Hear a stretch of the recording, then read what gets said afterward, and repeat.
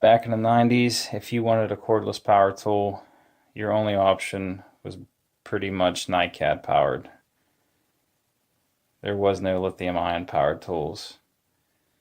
This Craftsman Professional Series 13.2 volt drill today in 2019 is pretty tired.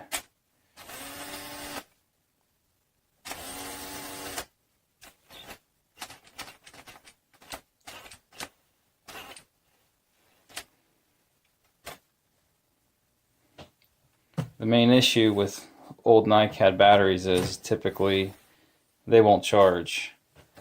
Their chargers will show lights indicating that the battery is defective, and the charger won't allow it to charge. Here I'll try to bypass this this charge protection. What I do here is I pull the cover off to get access to the positive and negative terminals, and I hook it up to a hobby charger and try to force it to take a charge.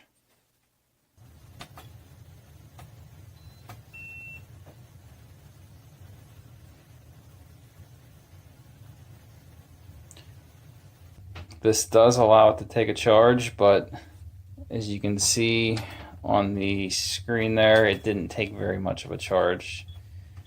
It looked like it basically fed in a third of the amp hours that the cells are rated for, and probably a lot of that was just expelled as heat. With the batteries being old, a lot of times they won't fully charge, they'll heat up and you won't really gain any watts in the battery. It did charge at 12 volts, and I was able to sink in a couple screws here. I think I got 4 until the battery started to show its sign of being tired.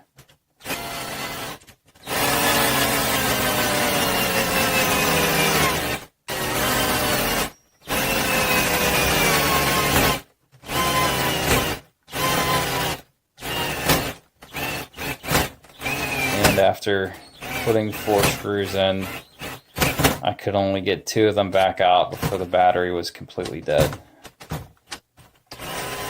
So you're not going to get a whole lot of work done on an old ni-cad powered drill.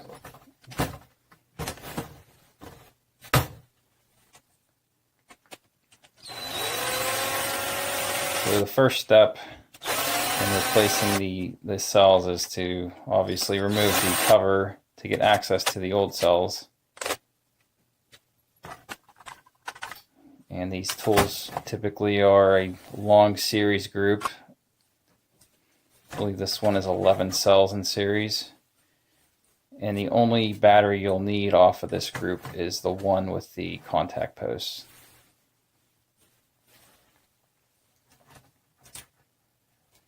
You want to remove it from the series group and recycle the rest of the cells. You can do this, you can take these to Lowe's and they have a recycling unit there.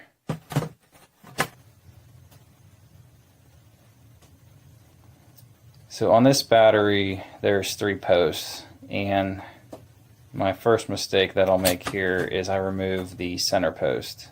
The drill itself only uses the opposite post there, the positive and negative, and this center post that I'm desoldering right now is for charging only, which later on I have to go back and resolder back on. Now because you're not wiring in this cell, you'll have to solder on the positive terminal, which I'm doing here.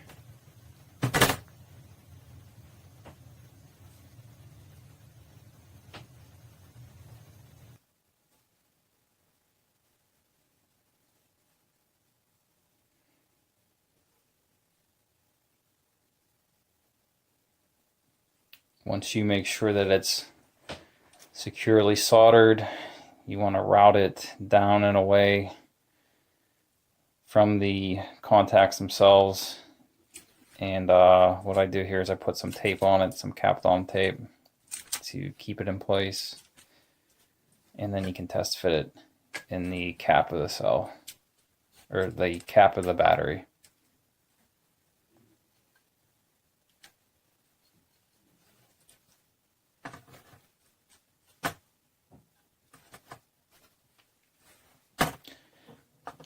Now I'll suggest against using lithium-ion cells from a laptop cell or from a laptop battery. Those have no place in a power tool. You want to get your cells either from another power tool battery that you tear apart, or from make sure they're legitimate power cells, power 18650s. What I'm doing here is I'm just test fitting that they fit in the old case, and then I hot glue them together.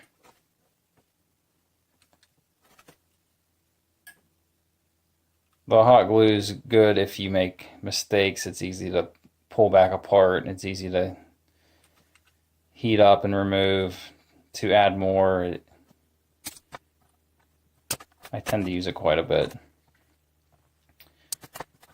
Now what I use to wire the cells in series is nickel tab. Now I have a whole spool of it from a e-bike battery build that I've done, and it works pretty nice. Most people won't have this laying around, but you can also solder wire on into each cell. Just make sure it's heavy enough gauge to carry the current.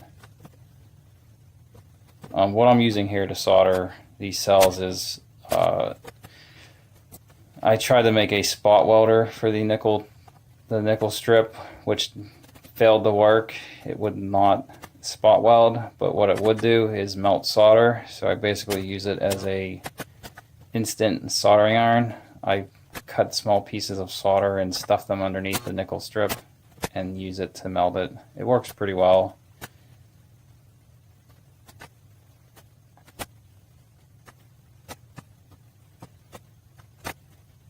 It also helps not to overheat the cells, which a lot of people will find as a big negative to soldering wires onto cells, but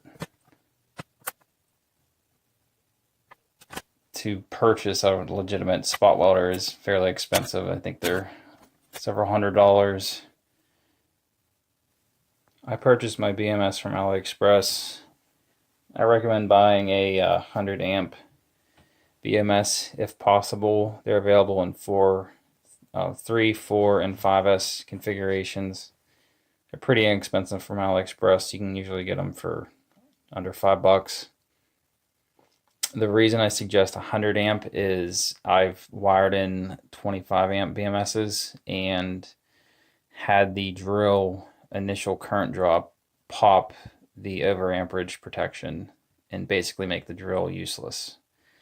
A downside would be that your drill doesn't have internal overamperage protection, but this drill here seems to have that. If I would lock out the chuck, it kicks out. It has other overamperage protection outside of the battery, so that helps out.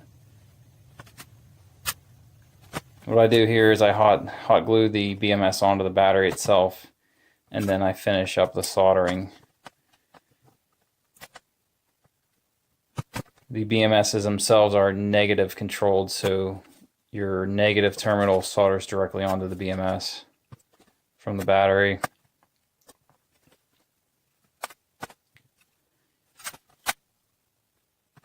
Then of course you have all your BMS wires going into the BMS.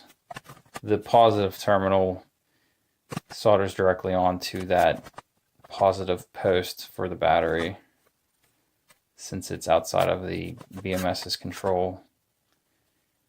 But it does get a balance wire. That's why I had the small lead there spun on it.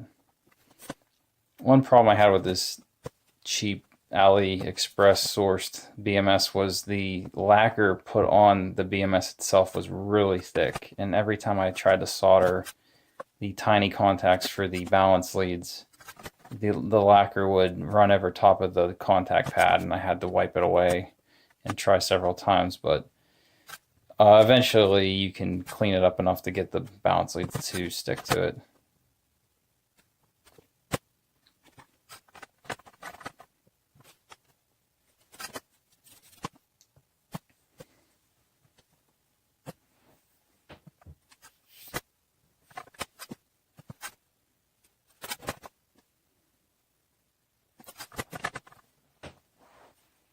The other benefit of the nickel strip is you can solder in the middle of it, and it works pretty easy for attaching these balance leads.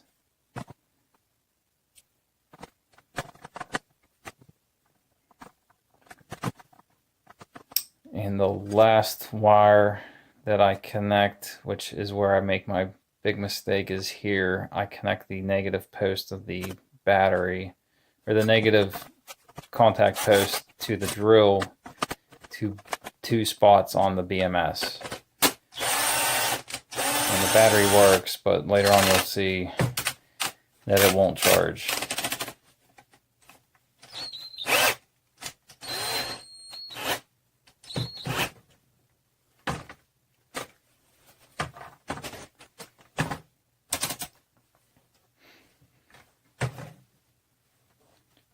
Now these cells are not fully charged.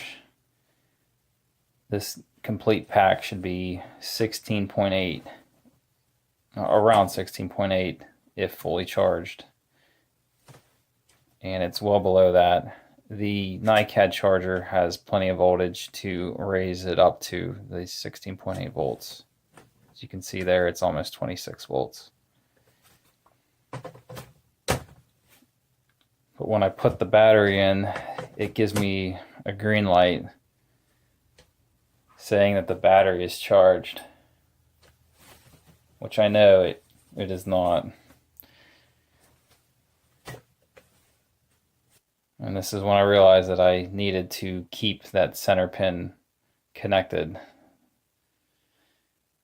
So this is the wiring diagram for the BMS with some writing over top of it of what I did. As you can see here, the B- is off your battery. The balance lead shown there to each spot on your series group. And this is the post connecting to my battery. I put the negative terminal to both the P- and C-. What I should have did was connect the C to the C-, that white wire I disconnected, and the negative to the P-.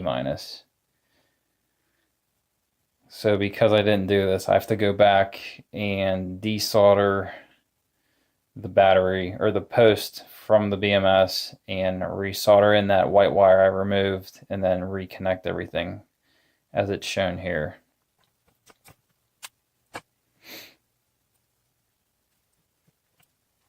So here I'm reconnecting that previously white wire, which now I grabbed just a piece of black wire I had laying around.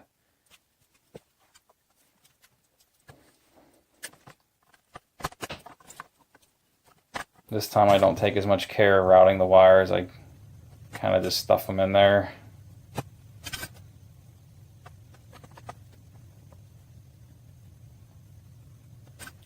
And like I was saying, you want to connect that center pin to the C- for charging, and your power lead back to the power or the negative post for your drill.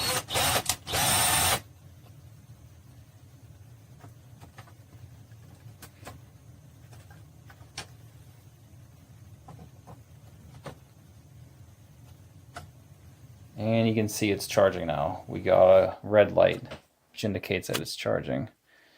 Now that I know that it works, I'm going to put on some solder on the wires to hold them in place so they don't flex and break.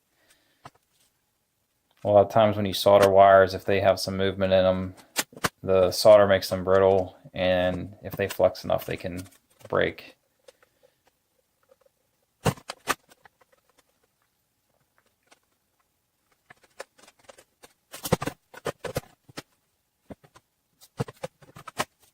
So we can see here, battery's not fully charged. It was 14.7 volts. A little bit less than 2 hours later. Might even be less than an hour, I can't remember. The battery shows that it's fully charged, and if we check it, it's about 16.5 volts, which looks pretty good. Looks like the BMS worked.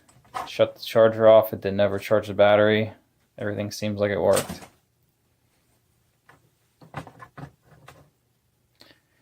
And to show you how the BMS works with this charger,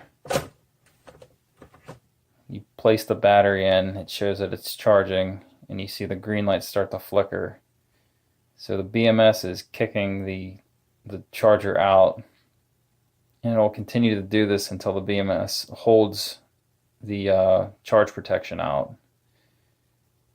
And once it does that, your battery is basically done. The BMS is blocking any charging going on, and your battery's fully charged. Thanks a ton for watching. I hope you enjoyed the video, and I hope it helped you out with any projects you have in mind. We'll see you around.